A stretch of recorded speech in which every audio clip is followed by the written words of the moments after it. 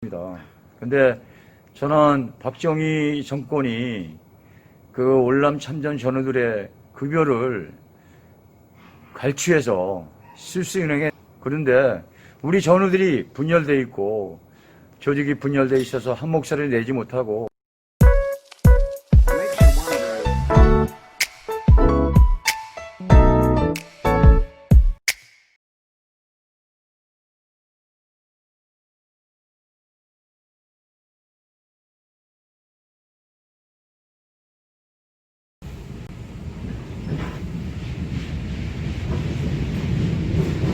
코로나19 확산 방지를 위한 전동 열차 이용 수칙.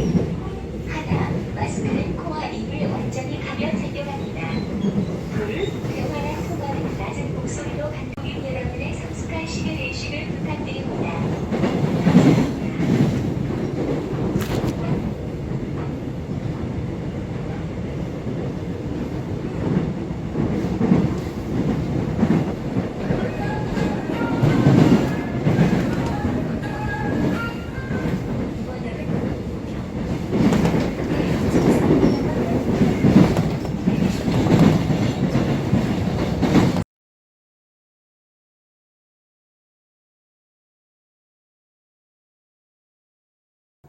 염성태 대표님께서는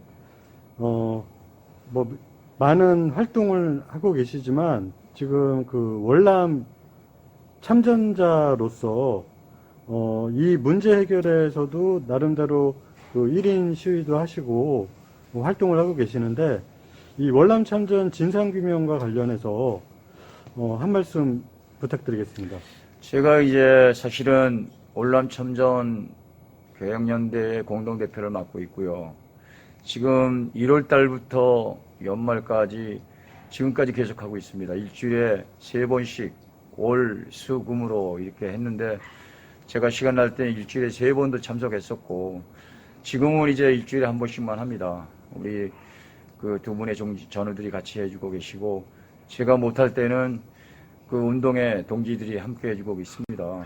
근데 저는 박정희 정권이 그 월남 참전 전우들의 급여를 갈취해서 실수인행에, 그런데 우리 전우들이 분열돼 있고 조직이 분열돼 있어서 한 목소리를 내지 못하고 정말 다양한 목소리 속에서 안일주의 또 내지는 그 패배주의, 이러한 것들이 우리의 목적을 달성하지 못하고 우리의 정당한 요구를 이끌어내지 못한다고 감옥 갑니다.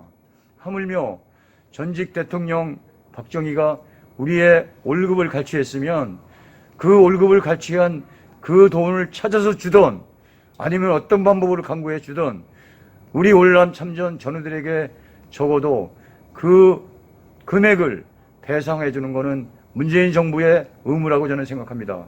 근데 우리가 이러한 의무적인 문재인 정부의 요구를 하나의 목소리를 하지 못하는 게, 우리가 이렇게 억울하게 우리의 핏값, 몸값, 나도 부상을 당해서 병실이 됐습니다.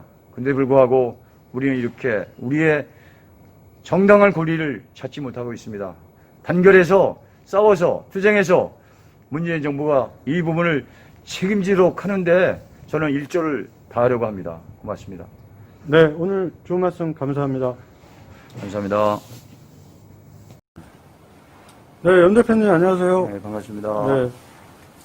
지금 인천시청에서 오늘까지 49일째 지금 농성을 하고 계시는데, 지금 그 농성을 하시는 이유에 대해서 간단하게 좀 말씀 부탁드리겠습니다.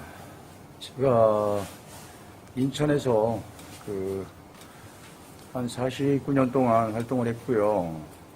그래서 참언로 시민연합 상임대표를 맡고 있는데, 원래는 언론개혁 투쟁을 해야 되는데, 인천 참언론 시민연합이 2년 반 동안을 주민참여 예산 관련돼서 잘못된 집행을 하고 있기 때문에 계속 문제 지적을 했었어요. 근데 그 문제의 핵심은 뭐냐면, 전국에서 어느 곳에서도 하지 않았어요. 민간 위탁을. 서울에서만 2년 동안 하다가 문제가 돼서 실패를 해서 서울시가 직접을 운영을 하고 있기 때문에 16개 시도 어디에도 하지 않는 민간위탁을 서울서 한다고 거짓말까지 하면서 소위 목적을 가진 사람들이 민간위탁을 받아서 그 과정에서 불법, 탈법으로 그 민간위탁을 받아갔어요. 받아가서 그 이후에 잘했으면 되는데 그 인천의 그 평화복지연대라는 하부 조직인 그 자치화공동체라는 조직이 인천시에서 민간위탁을 받았고 서구에서는 사경센터라는 조직이 민간위탁을 받았어요. 2년 동안 집행을 하면서 그 엄청난 그 소위 말하면 부정과 비판을 받을 수밖에 없는 범죄 행위들이 일어났어요. 다시 말하면 인천에서는 한 40억을 받아서 자기 친한 사람들에 나눠주는 그러한 불법이 저질러졌고, 그리고 그 서구에서 사경센터는 한 9억을 받아서 그 돈도 친한 사람들, 친한 조직에게 쓰는 그런 그 부정비리가 있음에도 불구하고, 작년에 우리가 이제 참언론 시민연합이 전국에 다 안 하고 지금 이렇게 문제가 많이 발생하고 그래서 국감에서 문제 지적을 받고 그 시장이 인정하고 잘못했다고 인정까지 했는데 이것도 하면 안 되지 않냐 그러니까 그 아직 계약 기간이 1년이 남았으니까 1년이 지나고 나서 검토해서 여러분들의 의견을 수렴하겠다라고 얘기해놓고 결론적으로 이제 2년이 다 지나고 나서 우리와 약속은 져버리고 안 할 듯 하다가 결론적으로는 인천시에서 연말에 이걸 갑자기 민간위탁하는 쪽으로 기울어져서 우리가 이제 정무 행정부시장 만나고 이제 또 시장은 그 전에 만났었고 하여간 만나서 얘기해 보니까 결론적으로는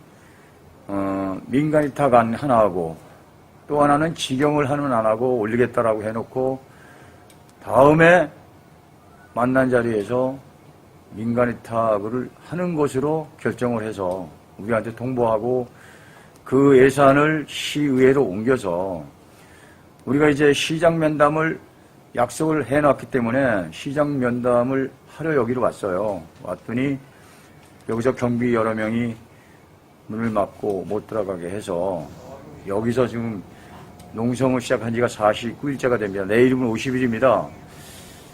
어쨌든 우리는 시민의 혈세를 똑바로 써라. 왜 전국에서 하나도 안 하는 민간위탁을 하려고 하느냐. 무엇 때문에 범죄를 저지른 집단에게 민간위탁을 주어서 또 그 시민의 혈세를 쓰려고 하느냐. 하여간 결론적으로는 지금 많이 이제 우리가 투쟁하고 그래서 그 많은 금액을 그 소위 민간위탁 예산을 돌린 거는 사실입니다. 그러나 불구하고 지금 아주 핵심적으로 문제는 뭐냐 하면 교육 홍보 예산으로 7천만 원 정도밖에 안 됩니다. 그 예산 집행 금액이. 근데 그 예산 금액을 집행하기 위해서 그 7천만 원을 포함해서 4억 8,500만 원을 지급하는 거예요. 거기에 인건비를 몇 명을 주냐 하면 6명, 4천만 원씩 4릉24 2억 4천만 원을 주는 거죠. 그러면 옛말에 배보다 배꼽이 크다고 7천만 원을 주기 위해서 인건비, 사무실 임대비, 심지어는 저기서 차량 지원비, 보수비 등등 해가지고 4억 7,500만 원을 주니까 이거는 옳지 않다. 그래서 직영을 하지 말라. 직영을 해라. 민간위탁 하지 말고. 근데 이 시장이 계속 고집을 부리고 민간위탁을 결국은 그 시의회로 남겨서 시의회 가서 우리도 시의회 하는 동안에 가서 참관해서 그 과정을 보면서 우리의 문제 제기하면서 항의도 하고 그랬는데 결론적으로는 우리가 원칙을 주장하다가 그래도 불구하고 좀 명예롭게, 그리고 여기서 고생했는데 이제 끝나고 좀 가자. 그래서 시민사회단체 연대 대표들 모시고 설명회 하고, 그분들이 우리의 설명을 듣고는 이 문제가 있다, 시장을 만나서 이 문제를 풀도록 하겠다라고 해서 시장 면담을 했는데, 그 시민사회단체 대표들이 면담 요청한 것도 거부하고 결론적으로 원점으로 돌아가서 지금 이렇게 투쟁을 하고 있어요. 그래서 결론적으로는 가슴이 아프고, 적어도 시민의 혈세를 똑바로 쓰라고, 전국에서 아무 데도 안 하는 민간委託하지 말라고 우리가 투쟁하는데, 심지어 여기 전기도 끊었었어요, 하루는. 그리고 물도 찬물을 줘서 아침마다 찬물에 머리 감고 하는 아픔을 겪고 있었고요. 여기까지 왔는데 아직도 시위는 똑같은 얘기를 하고 있습니다. 그래서 우리는 잘못된 민간委託처리하는 날까지, 그리고 시장이 적어도 우리가 여기서 49일 동안을 이 찬 밖에서 자고 있는데 불구하고 얼굴 한번 보지 못했어요. 하여간 어쨌든 결론이 나오고, 그 결론을 보고 우리는 끝까지 투쟁을 하려고 합니다. 그리고 이제 두 번째, 우리가 투쟁을 이렇게 계속하는 것은 지금 인천에 언론이 꽤 있습니다. 어느 지역보다 언론이 가장 썩은 데가 인천입니다. 인천시가 예산을 가지고 광고도 주고 지역발전 기금도 주고 그러다 보니까 우리가 지금 내일이면 50일인데 이렇게 투쟁하는 동안에 단 한 번도 오지 않았어요.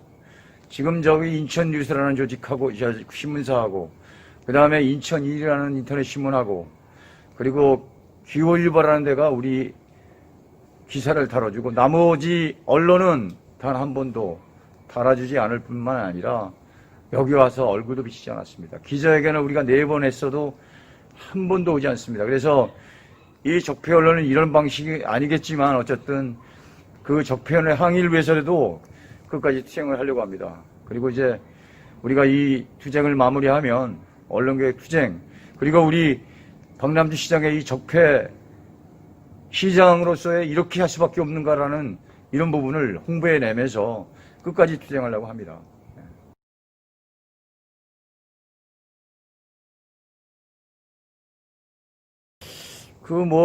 제가 이제 명확한 근거를 가지고 얘기할 수는 없지만, 평화복지연대라는 조직의 사내단체가 자치화 공동체고, 그 자치화 공동체 외에 그 평화복지연대는 이미 복지 예산이 많이 늘어날 거로 알고, 복지 쪽에 신경을 쓰면서 아주 심혈을 기울여 조직 확대를 했습니다. 그래서 각 곳에 구, 동에 조직이 확산되어 있어서 시민의 혈세를 많이 받아가는 건 좋습니다.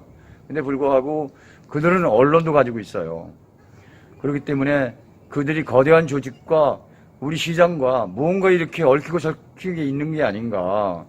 왜 다른 데 전부 안 하는데도 불구하고 우리가 하지 말라는데, 그리고 두 군데에서 문제가 생겨서 하지 않아야 되는데, 우리가 하라고 해도 안 해야 되는데 왜 끝까지 하려고 하는지에 대해서는 저는 이해할 수가 없습니다.